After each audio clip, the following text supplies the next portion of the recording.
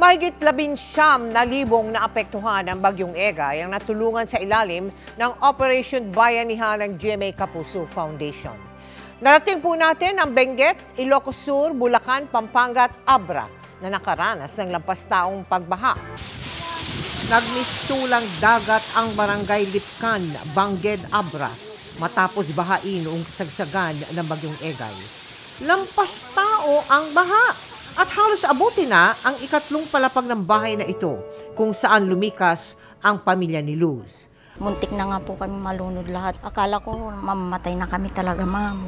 Tumawag po kami ng magre-rescue, wala naman makakaya kasi malalaki nga yung alon, tapos malakas yung daloy ng tubig, yung hangin malakas din. Mula raw sa kinatatayuan niya noon, kitang-kita niya kung paano tangayin nang lumaragas ang tubig ang kanilang bahay na 20 taon na nilang tinitirahan. Parang gusto ko nang sumigaw kasi nakikita yung bahay ng unti-unti ng ginigiba, yung bubong namin linipad na.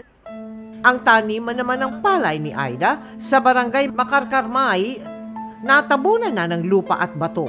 Hindi na raw niya ito matataniman pa, kaya isinasalba na lang niya ang mga pananim na mapapakinabangan pa. Nalulungkot po ako kasi yung mga kagaya kong farmers, wala na naman po silang kikitain, wala na naman po kaming kakainin. Sa ilalim ng Operation Bayanihan ng GMA Kapuso Foundation, namahagi tayo ng relief goods at hygiene kits sa mga residenteng apektado ng Bagyong Egay sa Abra.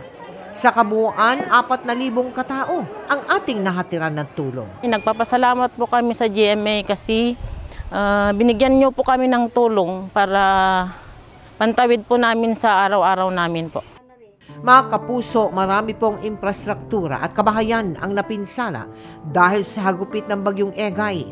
Sa mga nais tumulong, maaari po kayo magdeposito sa aming mga bank account o magpadala sa Cebuana Luwilier. Pwede ring online via GCash, Shopee, Lazada at Metro Bank credit cards.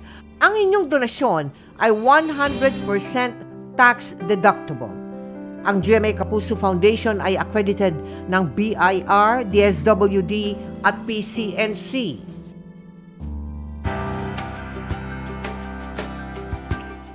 Sa darating na Biyernes po, August 11, pagkakataon nyo nang maging isang certified bayaning kapuso. Iniimbitahan po namin kayo na makiisa sa Sagip Dugtong Buhay Bloodletting Project ng GMA Kapuso Foundation sa Ever Commonwealth, Quezon City, simula alas 8 ng umaga hanggang alas 8 ng gabi. Show your love sa pamamagitan ng pagbibigay ng dugo. Mga kapuso, kasama nyo kami 24 oras. Mag-subscribe sa GMA Integrated News sa YouTube. Sa mga kapuso abroad, bisitahin ang GMA Pinoy TV at www.gmanews.tv.